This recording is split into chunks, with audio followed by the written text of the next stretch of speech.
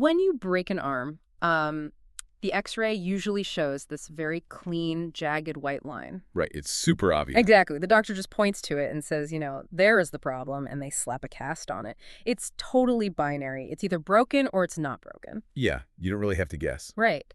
But when you step into the world of organizational management, that X-ray machine is, well, it's fundamentally broken. Oh, completely. You are looking at this blurry, muddy mess, and the statistics actually back up just how blurry it is. Yeah, they really do. So for today's deep dive, we're looking at a 2026 book called Bridging the Gap by Sean M.E. Bowley. And he drops the statistic right at the start that just blew my mind. Over 60% of lean manufacturing implementations fail completely. Which is just a staggering number, right? Yeah. Especially when you consider what the actual intent is. Because these are supposed to fix things. Exactly. I mean, lean manufacturing refers to these massive organizational systems that are specifically designed to, trim the fat, reduce waste, maximize efficiency. The ultimate fix. Right. So if 60% of the very tools built to fix an organization are failing, that represents a massive systemic crisis. Totally. And what I found fascinating in the source material is how leadership typically responds to that massive failure. Oh, it's always the same knee-jerk reaction. It is. They almost always point the finger at the frontline workers. Leadership will blame a lack of discipline or, they claim the team just lacks accountability and they just won't follow the standard. But the author argues that leadership is entirely wrong in that assessment. And keep in mind, this book is the result of a 23-month journey synthesizing over 45 texts plus years of his own hands-on management experience. So he's not just guessing here. No, not at all. Yeah. He says it is absolutely not a frontline discipline issue. It's a failure of leadership. Because they just fundamentally misunderstand what a management system is actually supposed to do. Exactly. So today, our mission is to basically throw out the old playbook. We're going to explore this wild Hot Wheels analogy for capacity. Which is my favorite part, by the way. It's so good. And we'll figure out how to structure meetings so people can actually literally hear each other and look at how to genuinely bridge that gap between where your team is right now and where they need to be. But to do all of that, we really have to start by completely redefining the purpose of these systems. Okay, well, this is where I actually have to pause and push back a little bit on the premise before we even try to build a new system. All right, lay it on me. Because look, if I am running a department or, say, a factory floor, my primary goal is hitting targets. Sure, of course. I mean, I want revenue to go up and I want costs to go down. So shouldn't the entire architecture of my new management system be hyper-focused on improving those specific numbers? Well, it definitely sounds like the logical starting point, right? But the text explicitly warns against this. Building a system around improving efficiency and cutting costs is quite literally how you join that 60% failure statistic. Wait, really? Why? Because efficiency and cost are lagging indicators. Okay, lagging meaning what exactly? Meaning they only tell you what happened yesterday or last week or last quarter. Oh, I see. It's like looking in the rear view mirror to steer your car. That is a perfect way to put it, and it's a super dangerous way to drive. If you use lagging indicators to guide your daily management, you are essentially following a mirage in the desert. You're just reacting to things that are already over. Exactly. You wander around making these random reactive changes. You see a flash of green in your monthly cost metrics. You think, oh, hey, we found the oasis.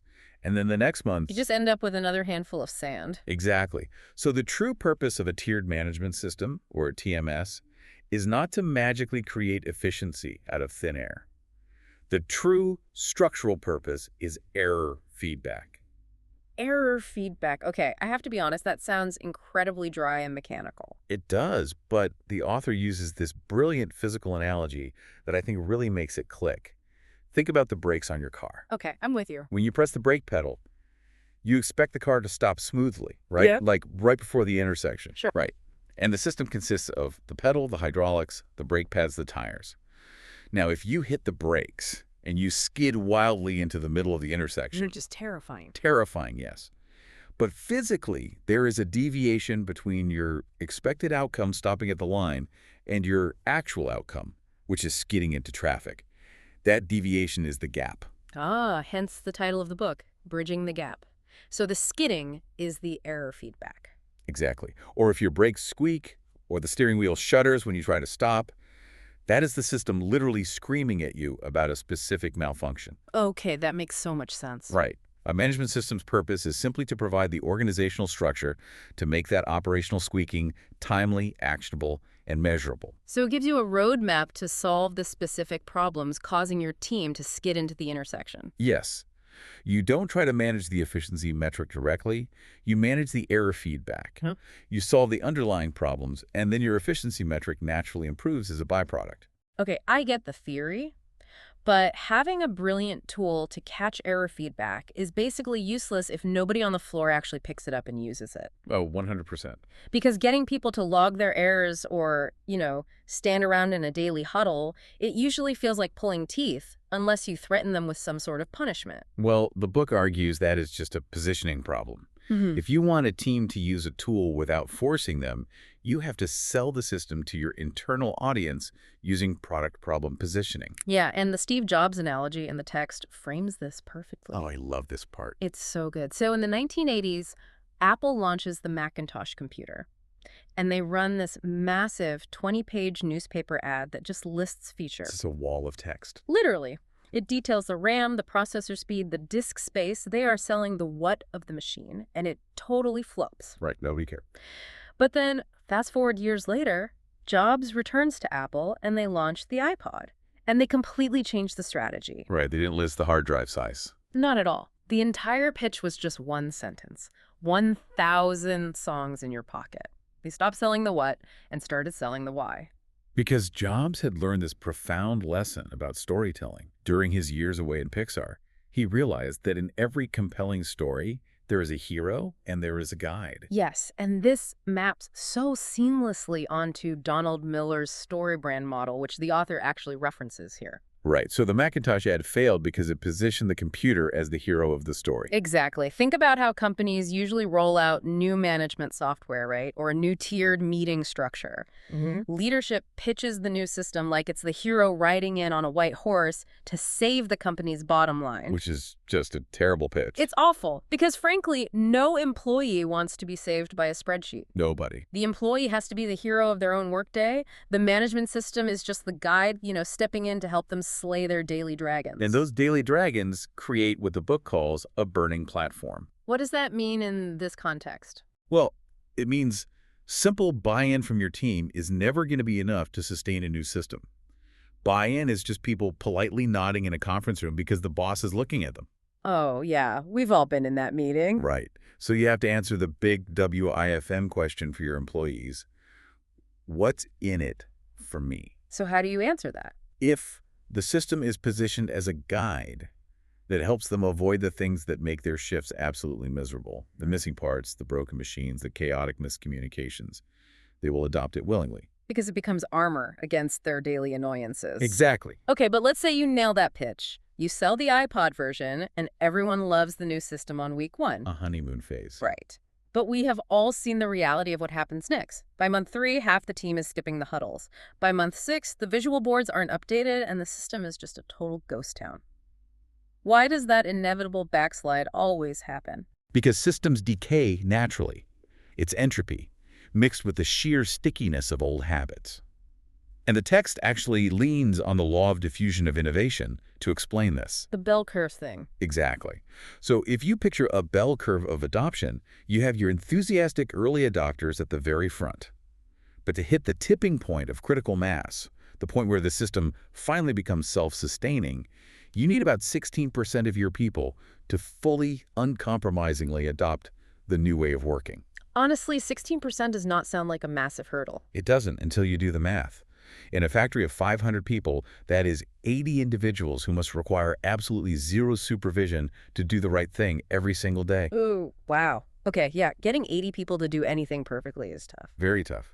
And until you lock in those 80 people, organizational entropy is actively dragging everything backward toward the team's most deeply ingrained bad habit. Which usually happens to be firefighting. Yes. Everyone's favorite bad habit. Well, I have to say, I struggle with the whole stop firefighting advice, honestly. Oh. Because in a really fast-paced environment, whether it's a manufacturing plant or even a tech startup, everything feels like a priority. If a server goes down or a stamping machine breaks, the factory is metaphorically on fire. You have to put it out. How do you tell people to just ignore the flames? Well, the book says you don't ignore the flames, Hmm. but you have to fundamentally change how you categorize and prioritize them. Okay, how? The author introduces this marble jar analogy to handle that feeling of total overwhelm. Walk me through that. Imagine your team's limited bandwidth as an empty glass jar. First, you drop in the green marbles. These are your massive strategic goals, and you should only have 3 to 5 of these, maximum. Right, any more than that, and you're just kidding yourself. Exactly. Then come the orange marbles. These represent the daily noise, the sudden emails, the minor hiccups, the constant firefighting. Basically, the things screaming ASAP that consume your whole day. Yes. Now, if you fill your jar with orange marbles, there is zero room for anything else. But the real breakthrough happens with the blue marbles. Which are, Blue marbles are recurring systemic problems. If you actually take the time to drill down to their root cause and solve just one blue marble, you prevent 10 future orange marble fires from ever sparking in the first place. oh, that's powerful. Right. A functional management system is designed to filter out the orange noise so your team can dedicate their energy to hunting blue marbles. And how you hunt those blue marbles really matters just as much. There is a visual in the text called the focus small analogy that I just found absolutely brilliant. The blue dye one, right. Yes. So, if someone hands you a single cup of blue dye and tells you to dye 10,000 gallons of water blue, your instinct is probably to dump it into one massive 10,000-gallon pool. Sure, try to fix it all at once. Right. But if you do that, you will wait months to see even a slight color change. The feedback loop is just way too slow. The team loses motivation because the problem feels totally insurmountable. So what's the alternative? The alternative is dividing that massive volume into 1,000 10-gallon pools. You drop a little dye into a small pool, and it instantly turns blue. So you get immediate visual confirmation that your action actually worked. You get a dopamine hit. This is straight out of the book Atomic Habits, which the author gives a nod to. By shrinking the scope of the problem to a 10-gallon pool, you tighten that feedback loop. You get quick, visible wins that build the behavioral momentum you need to climb that bell curve. Toward that 16% tipping point. Exactly. Now, conceptually, hunting blue marbles in 10-gallon pools makes perfect sense. Yeah. But practically speaking, you have to physically organize a team of maybe 500 people to process those pools without descending into total chaos. And this is where we get to the most out-of-the-box framework in the entire book. I love this part. I know, forget all the boring corporate pyramids or flowcharts. To explain how a tiered management system handles capacity, the author uses a toy car framework. So good. Picture a Hot Wheels crisscross track. You know, the plastic ones with the little motorized wheels that launch the toy cars around the loops? It's honestly a remarkably effective way to visualize system load. Let's actually break down the components of this. First, you have the toy cars themselves on the track. Right. The cars represent your system load. This means all of your KPIs, your key performance indicators, your checklists, your daily meeting agendas. It is the literal weight of your expectations on the team. And if you overload your system by tracking 50 different metrics simultaneously, because you still think, everything is a priority. Which is a trap. A huge trap. You have essentially taken a sleek, lightweight Formula One race car and replaced it with a heavy, die-cast fire truck. And we know what happens to a heavy fire truck on a plastic Hot Wheels track. It barely moves. Exactly. The little motorized wheels can barely push it.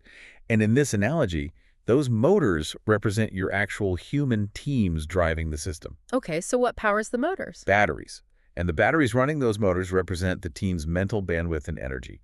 A fire truck drains the batteries instantly. That makes total sense.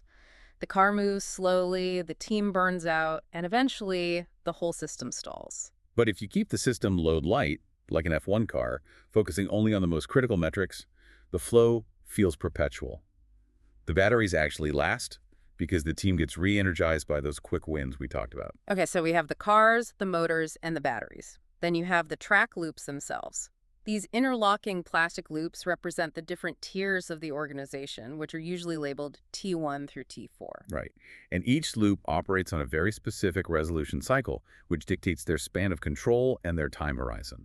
Walk us through the tiers. So T1 is your frontline team, led by a team lead. Their loop is small, and it spins incredibly fast. They operate in resolution cycles of hours or maybe single shifts. They are handling the immediate daily abnormalities. Then their loop physically intersects with the T2 loop. Yes. T2 is your supervisors. They are stepping back and thinking in terms of full days. Then T3 is your department managers, operating in weeks. And finally, you have T4. Right. T4 is the plant manager or site leadership. They're operating in months and focusing on those big strategic green marbles we talked about. Okay, so I want to highlight a really crucial detail from the text here.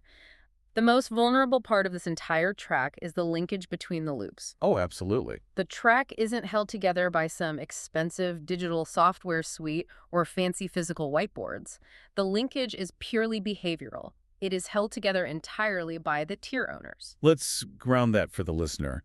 What does a behavioral link actually look like in practice on, say, a factory floor?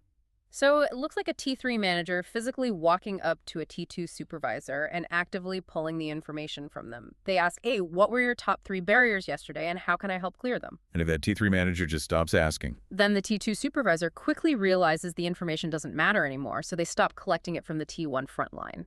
The behavioral link snaps. The cars crash, and the whole system rolls backward down that bell curve of entropy. Exactly. Which brings us to the actual execution on, a random Tuesday morning. Right, the real-world application. You have this beautifully interlocking track, but if the communication fails, it just devolves into a giant, messy game of telephone. It really does. And the book points out a physical barrier to this execution that honestly made me laugh because it is so obvious, yet we completely ignore it. Oh, the decibel problem. The decibel problem. The physical environment heavily dictates the success of the communication. It's just simple physics. It is. The text notes that factory floors regularly run at about 85 decibels of background noise from all the heavy machinery. Which is super loud. Right. And if a T1 team is standing in a circle for their morning huddle, everyone is usually wearing required hearing protection that drops the noise by about 25 decibels. Okay, so the math is already getting tough for the speaker. Exactly. And when you factor in the physical distance of someone standing at the back of the circle, they might actually only hear 29 decibels of the speaker's voice. And 29 decibels is literally the volume of a whisper. Just think about that. Imagine trying to coordinate a complex manufacturing process while someone whispers at you from 10 feet away over the sound of stamping presses. You cannot bridge a gap if the instructions physically cannot reach your eardrums. A new management philosophy is not going to fix that. No, you need a microphone and an amplifier. Make the system physically obvious and easy to engage with. Okay, so let's say we fix that. Once everyone has a microphone and can actually hear each other, what are they supposed to be talking about? Well, you mentioned earlier that T4 focuses on big strategic goals and T1 focuses on daily issues. This requires something the author calls metric cascading. Okay, but wait, let me play devil's advocate here. Go for it. If T4 is tracking, let's say, plant weekly efficiency, shouldn't the plant manager be drilling down to make sure T1 is checking off their daily standard work? I mean, isn't it irresponsible for T4 to ignore the T1 checklists? It definitely feels counterintuitive, but the text argues that if T4 micromanages T1's process, the entire system collapses. Interesting. Why? Because T4 must look at lagging indicators, the overall output. T1 cannot control plant weekly efficiency. There are just way too many variables outside their scope. If T1 and T4 are staring at the exact same metric, the cascade is broken. Ah, so what should T1 be looking at? T1 must look at the leading indicators that feed into that metric. T1 looks at things they can actually control, like, did we complete our hourly maintenance checks? I see. So T4 monitors the ultimate output, but T1 controls the daily process. Exactly the mechanism. If T1 hits their hourly process goals, T2 will naturally hit their daily shift targets, T3 meets their weekly quotas, and T4 naturally achieves the weekly efficiency output. Everyone focuses only on what they can actually control. That makes a lot of sense. And they review this control in a very specific escalating schedule throughout the day, right? Yes. T1 meets right at the start of the shift for less than 10 minutes. T2 meets a bit later, T3 after that. By mid-morning, T4 meets. And the agenda for these meetings has a strict, non-negotiable rule. Escalations always go first. Before you read off yesterday's spreadsheet, you immediately highlight what is blocking the team right now. And to run that agenda effectively, the tier owner must deploy what I think is the most critical habit in the entire book. Oh, tell less and ask more. Exactly. When reviewing the escalations, the owner must tell less and ask more. The agenda is purposefully designed to prevent the manager from acting like a dictator just handing out orders. They have to act as a facilitator. Basically, they use the Socratic method. Yes. If a T2 supervisor just tells the T1 team exactly how to fix a jammed machine, the team never learns how to hunt for blue marbles themselves. They just wait to be told what to do. Right. But by asking questions like, why did this happen? What did we try? What is our next step? The leader forces the lower tiers to do the critical thinking. It forces them to understand their own gaps and take ownership of the solutions. Exactly. It fundamentally transitions the tier owner from being a boss into being a coach. And look, whether you are managing a deafening manufacturing floor or a quiet corporate marketing department, the pitfalls are really identical. They absolutely are. Organizational systems fail when leadership pitches them as the hero coming to save the company instead of the humble guide coming to make the employee's life easier. They fail when we load up the Hot Wheels track with heavy fire trucks full of 50 priorities instead of a sleek F1 car focused on a few core metrics. And they fail when we expect the front line to control massive lagging indicators instead of empowering them to manage their own daily processes. True continuous improvement is never about shocking the system with a massive sweeping overhaul. It is about finding those 10-gallon pools. Small, visible wins. Yes, creating small, process-based feedback loops that make the right habits incredibly easy to adopt until you build enough momentum to hit that 16% tipping point and finally outrun entropy. I want to leave you, the listener, with one final provocative thought to ponder. Everything in Bowley's framework is deeply rooted in physical space. Very true. Visual boards, physical microphones, things like that. Exactly. Visual boards you physically walk up to on the shop floor. Immediate face-to-face shift handoffs. Physical tier meetings where you literally pass a real microphone around. But how does this exact framework translate to a modern, fully remote, asynchronous knowledge worker environment? Well, the digital tools have to change, but the behavioral links and the need for clear error feedback remain totally universal. But think about it. When you can't stand around a whiteboard or visually see your team's fire truck slowing down under the weight of too many digital priorities, how do you keep the Hot Wheels cars on the track? It's tough. How do you ensure your Slack channels aren't just creating more 29 decibel whispers that nobody truly hears? It is a massive challenge to explore in your own digital workspaces. You really have to deliberately engineer those behavioral links, even through a screen. Because when your organizational X-ray machine is broken, you can't just stare at the blurry lines and hope it heals itself. You have to step into the murky waters, hunt the blue marbles, and build the track to bridge the gap. Well said. Thanks for taking the deep dive with us.